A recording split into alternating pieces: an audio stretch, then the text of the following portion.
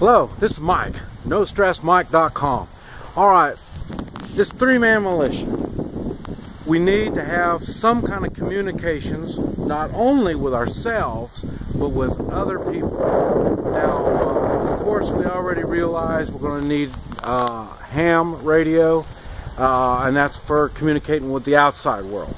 I don't do reviews, but I am talking about one radio, a handheld radio, that was brought to my attention that we are starting to use, and we're learning how to use it and all this type of stuff. And I thought I was going to share with you what it is that we're using, and our three-man militia and our community right here, we're going to be based by using this and these handhelds and why we're using it.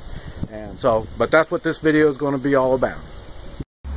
Mike, this is a UV82 made by Baofeng, and it's a nice little handheld VHF and UHF combined radio, and can run both channels simultaneously.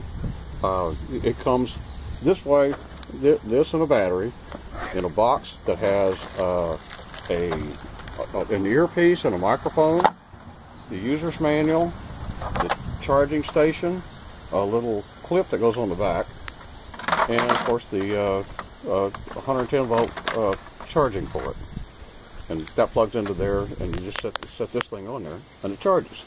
Okay. And is this only charged through the 110?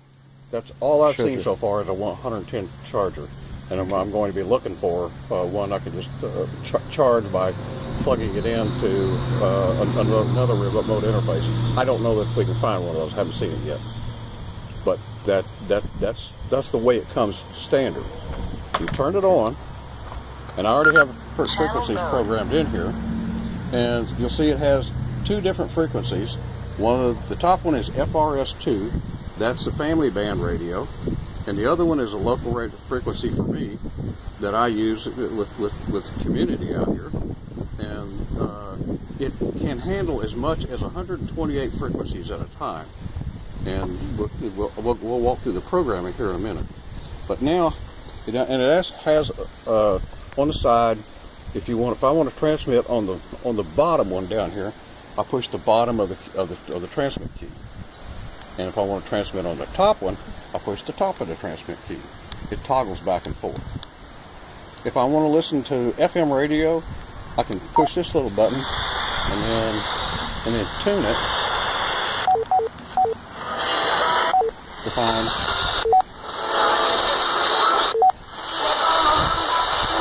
the FM station with that. And that's any FM station? Yes. Anywhere? Yes. Okay. Yeah. And interestingly enough, it has a little flashlight.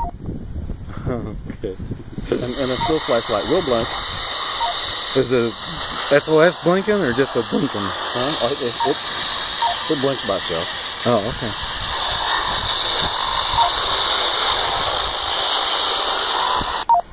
And that's all of these buttons. Okay, now the FM button is FM. That turns the FM radio on. Okay. And this turns the light up here on. Oh, okay. What the M stands for, I don't know. Okay. And this is the volume knob up here. Okay. You just set it to wherever you want it. And there are menu functions for setting up several things, and I always do those manually for each radio. I only make a few changes, and then the rest of this stuff is just for finding things. And for these are some of the options you can go straight to. Okay, what's the arrows? The arrows go up and down. 3. See, that's. Oh, okay. See, now it says it's on FRS3. Okay. Hit it again. 4. FRS4. So that's how you 3, get your frequencies, 2. is those arrow buttons. Yeah. Or I can hit like 99 here.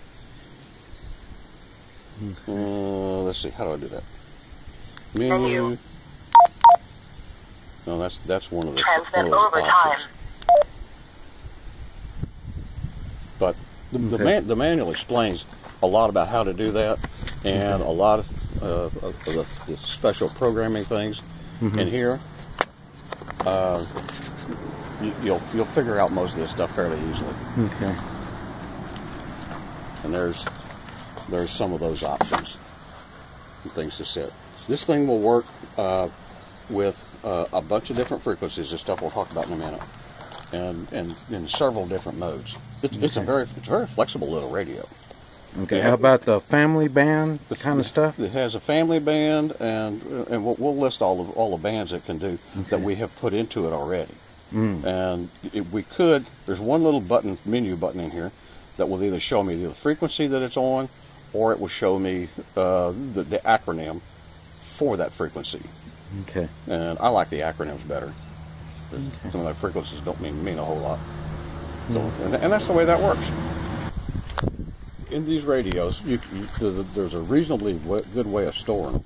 Get the batteries charged real well. Take these apart, and you may put this in there. You may not have to. If you take aluminum foil and hit the center conductor and with the outside conductor and short those together, then you don't have to worry about this antenna. It's awfully short anyway. But if you had an EMP pulse of some sort, that would protect this piece. And if you wrap the whole thing in aluminum foil, and then and seal it where there's no outside contacts or something. Like wrap it in aluminum foil and put it in a Ziploc bag or something like that? In a Ziploc bag, or wrap it in newspaper. Oh. And this is very convenient. Just stick it right inside there. Bubble wrap. Bubble wrap. Take this. You can, make it nice and small, and put it in an ammo can or any other metal can or plastic can which has aluminum foil wrapped around the outside of it. Okay. Yes. Then you have 2 layers of protection for the radio itself. Well, that answers my thoughts. Is I've got 3 of these radios, and that's for my 3-man militia. Whoever is going to be with me on my 3-man militia, I already have the radios, and this is the way I can store them then, and they'll be ready to go whenever we need them. Just pull them out, and they're already charged already. And like I say, if I have them in an ammo can or a 5-gallon bucket, whatever I have it in, I say all of the accessories and the charger station, all that stuff will already be intact and ready to go. So it's just a grab and go, and I'm ready to go. But every 6 months you want to take them out, recharge the batteries, and put them back together again.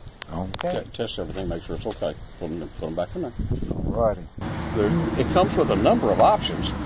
There's this is a speaker and microphone that you clip to your shoulder, so you got the top of it right up there, and you don't have to have the radio up by your face when you're doing things. So it's like a policeman would use. Yeah, just like a policeman would use. Okay. This one is interesting. That's a nice carrying case, and some of these. This is a standard antenna that comes with this. There are a number of options with this, a whole bunch. Okay. And you can get longer ones and shorter ones and those, but this is just a standard one that came with it. Okay. This is interesting. I can replace the little battery back here with this thing and plug it into a 12-volt outlet. Okay. The auxiliary outlet. Or so you can use your cigarette lighter. You can use your cigarette lighter. And the battery that comes with it, by taking that battery out. Yeah. Okay. Yeah. And so you're saving the juice on this battery, right, while you're using that one. Okay. Yeah.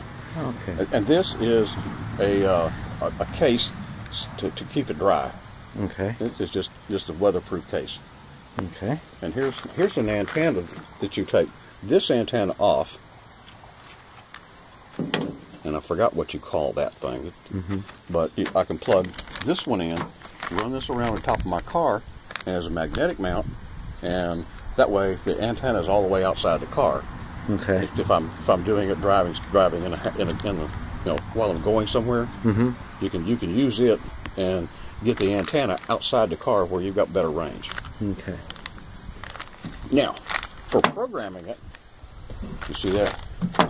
It's a magnetic mount. Okay. For programming it, we use, and I found this programming list, and it came from radiofrequency.files.wordpress.com, 2013, and FRS something or other. I don't remember what the rest of that was, you'll be able to find this, and it is a programming channel list. It has all of these bands in it: FRS, GMRS, PMR, MURS, business, marine, weather, the SAR channels, ham bands, and it's both UHF and VHF. Okay, now, what little bit I know, we're talking business. Would that be one like? I think that's business marine. Oh, business marine. Yeah. Okay, I was thinking like Sam's Warehouse, where everybody's got these little handheld radios. Those are typically are commercial frequencies. So that's this doesn't. If you know what the commercial frequency is and it's on VHF or USF, yes, you can Oh, probably listen to it. okay. And marine would it be business? Is there a difference between business marine and marine like the boats would use? Yes. There is a difference. Yes, I think so. So same thing. If you know the frequencies, then you can do it. Yeah. Okay. As long as it's VHS or the UHF. Yeah. Okay. And then weather is like the weather that comes on a lot of walkie-talkies. That's what that is. Yeah, that's NOAA weather radio. A what? NOAA weather radio. Okay. And then ham is like ham radio, like ham operators use? Ham operators can do these. They will work through repeaters and do all the standard UHF and VHF ham band. I believe that's 2 meters from 10 meters. Okay. And this is actually a digital file that you can download, and you can print it out. And it has a list of where it is in the memory slot, what it's called, what its display name is, and the frequency it receives and transmits, its offset frequency if it has one, the PL tones, and the tone modes. Okay. And there's a few other options on this thing. We set one other option, which is not listed on here, but it tells this thing it has a search mode, and so I can have it scan a bunch of different frequencies.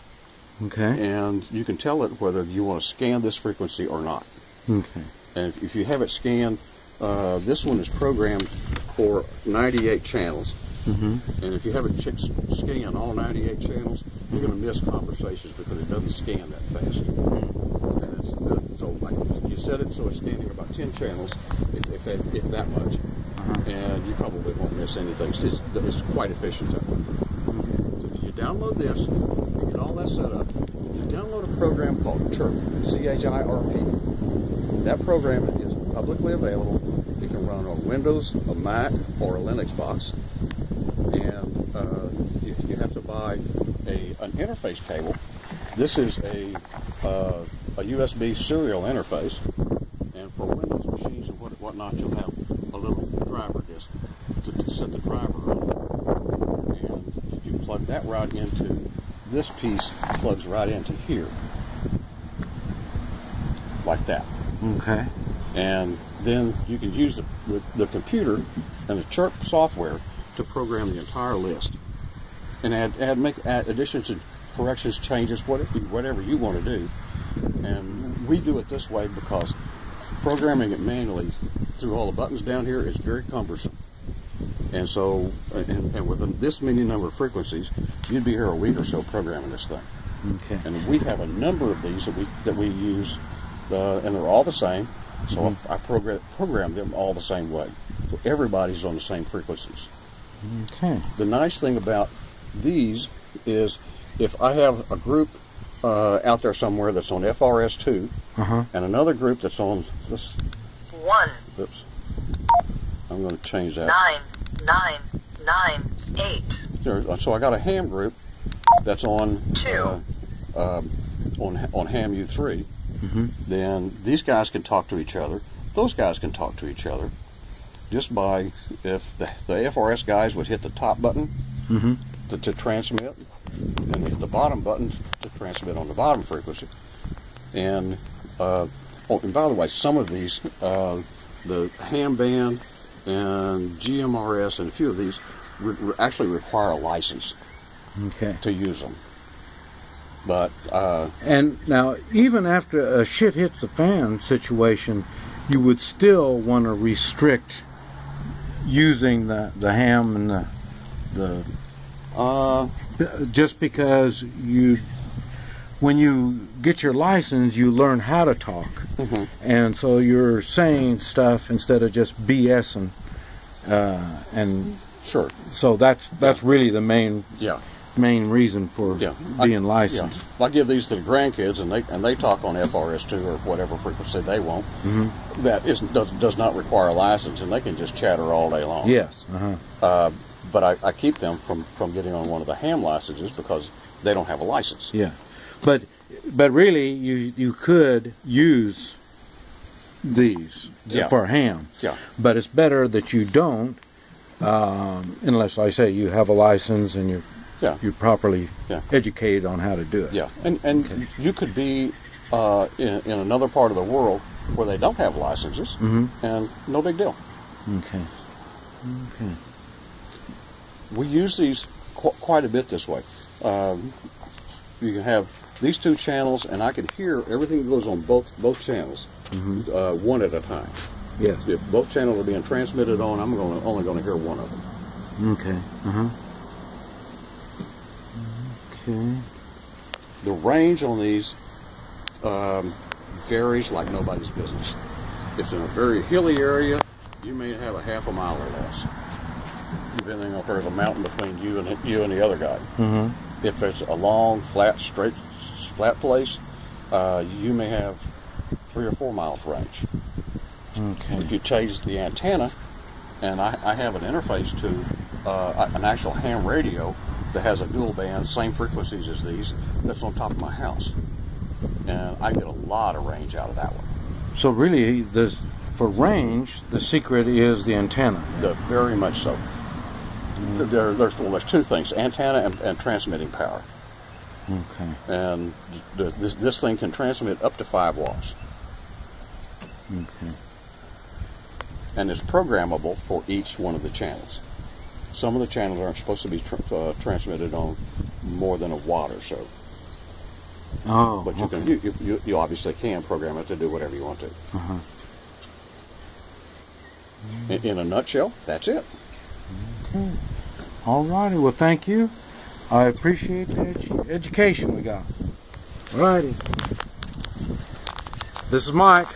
NoStressMike.com.